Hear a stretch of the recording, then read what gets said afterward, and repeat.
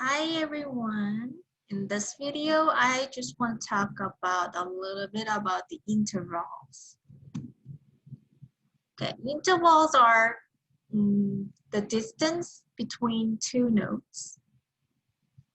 So let's look at the second and third first. There are two kinds of intervals, like harmonic interval and melodic interval. Harmonic, you play together. Then it's called harmonic. And if you play those two separately, it's melodic interval. Simple.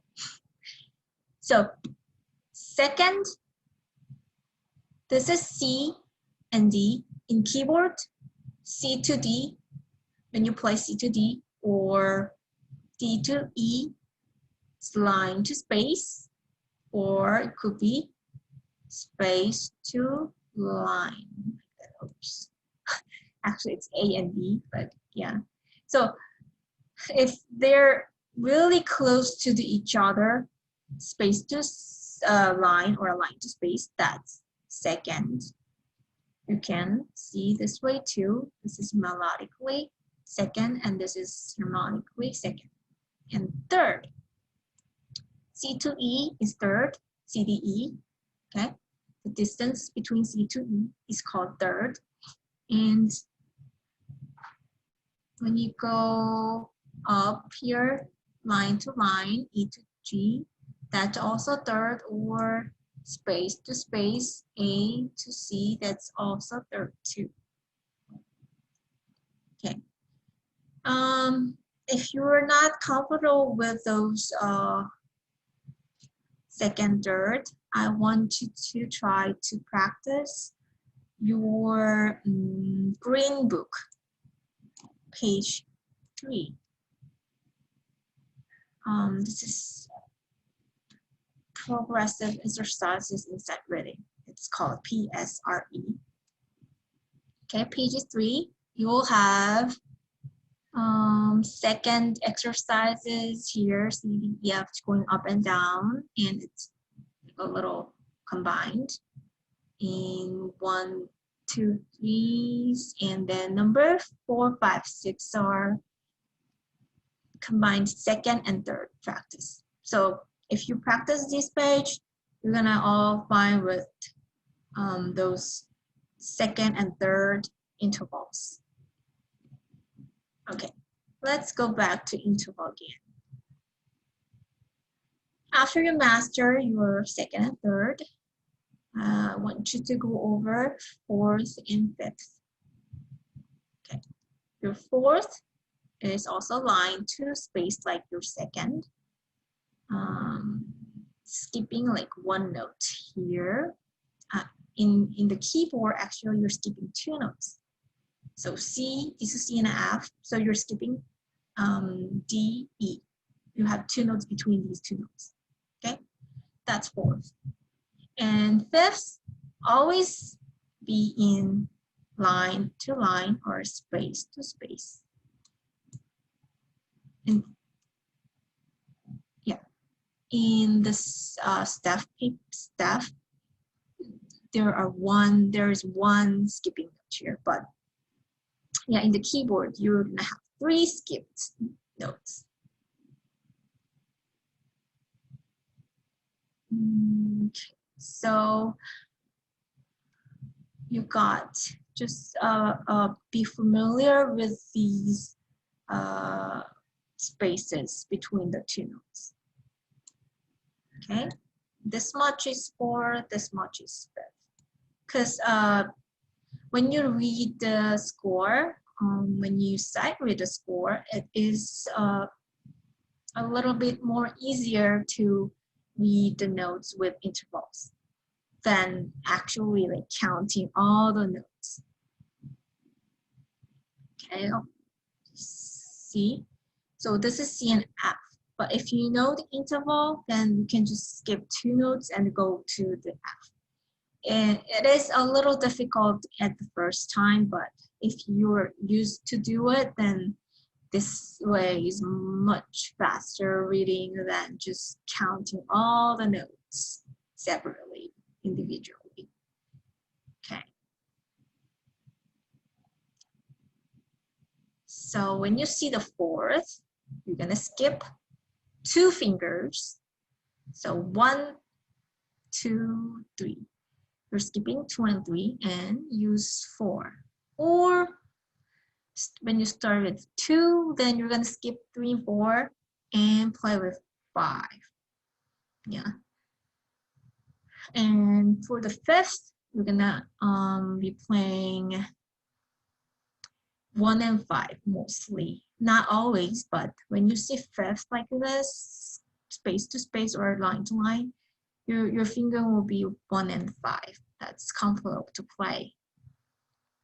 Okay. Now let's look at the PDM book examples. Here, a lot of exercises, just one line staff notes. You can interpret these intervals before you actually playing. So this da da da da da are all seconds. You can call it seconds as steps.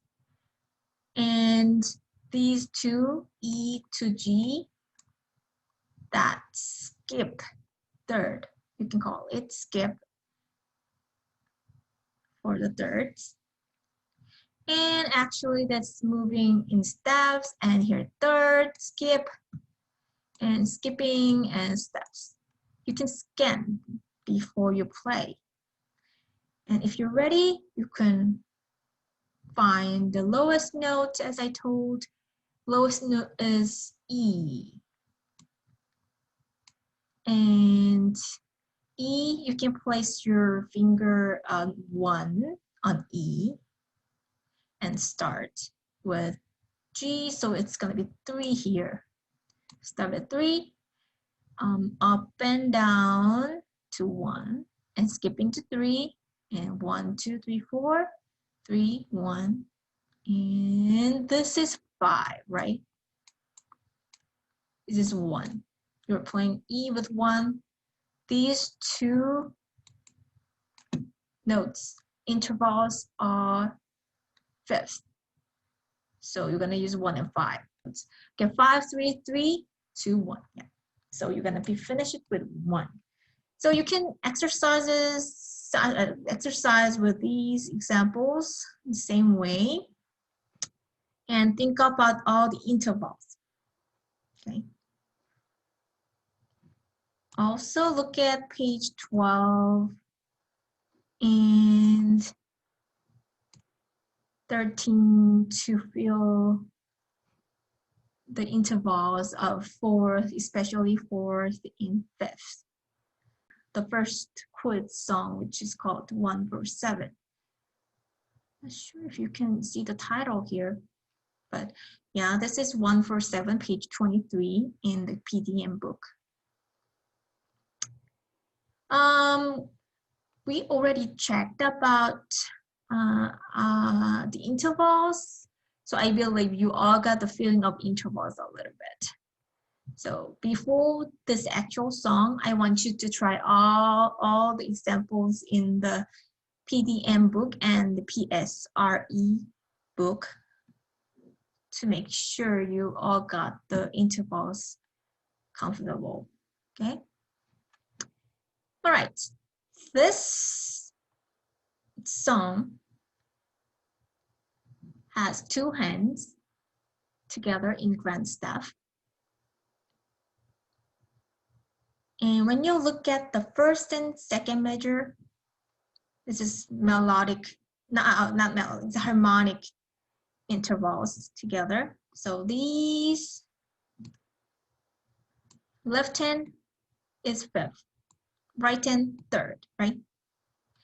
Here change to second, but left hand is all the way same, so you don't have to change it. Just set your left hand fifth on C position, C and G, 1 and 5, 5 and 1. But right hand keep changes the intervals. So third and second for first and second measures. And you go third and fourth measures, you have fourth and third. And here you have fifth and fourth. Okay, fourth, third, and second. Here you have flat on D. So this is less interval than this. Actually, this is major second. This is minor second. I don't know if you've learned this like details of intervals in your theory or not yet, but you will definitely learn about this soon. So this is a major second and this is minor second because this is narrower than this one, distance. So you play C and D flat for these two measures and finish with left hand.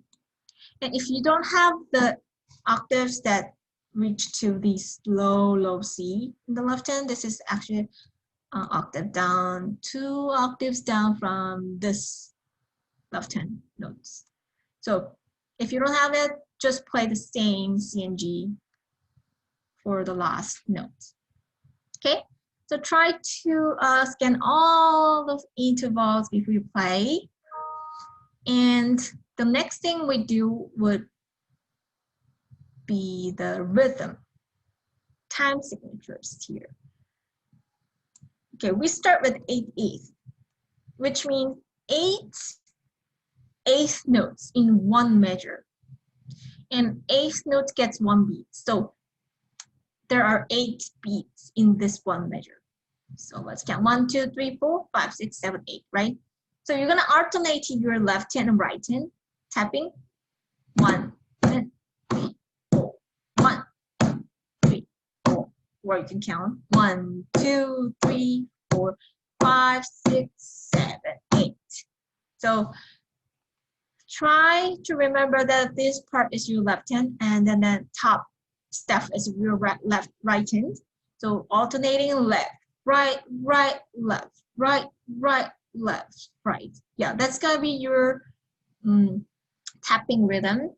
And it's all same all the way here. The time signature changes here 3/8 to 3/8. That means 3 count in one measure, and 8th note gets 1 beat, right? So it's gonna be 1, 2, 3, change to 1, 2, 3, 1, 2, 3, and then 4/8 for the last note, last measure. So 1, 2, 3, 4. So the last 3 measures will be 1, 2, 3, 1, 2, 3, left hand, rest, together, rest. Okay? Yeah, that's gonna be your rhythm section to look at. If you're ready to go with the notes, then you can start to positioning your both hands on correct positions. So left hand, this is bass C and G, 1 and 5, and 1 on C and the right hand, and this is E, right? Third from C. So place 5, 1, 1, 3 on the keyboard and start really slowly first time. And 1, 2, 3, 4, 6, 7, 8. Here you need to change to 1 and 2, finger number 1 and 2 to change to second. If it feels a little hard, then you have to a little more exercise before the actual playing the same rhythm here. When you see the page 22, I'm not gonna show page 22 here, but you're gonna see in the textbook, or you can find that page on the blackboard. They explain that you can practice playing all these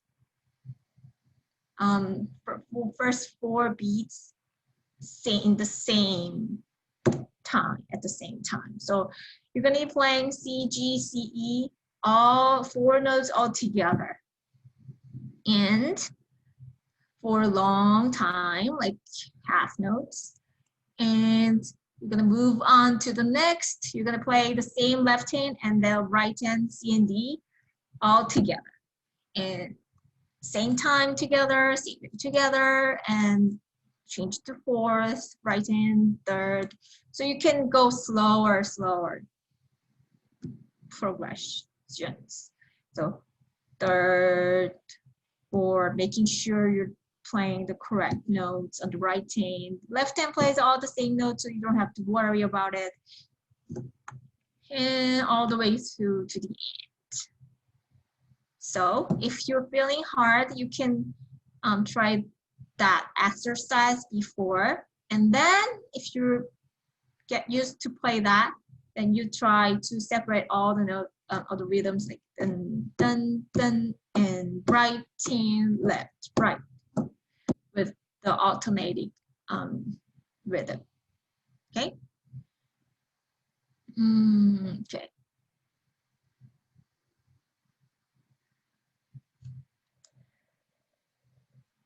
You can set the metronome eighth notes 100 to 120. And in the quiz, it would be nice to have the tempo of 120 if you can.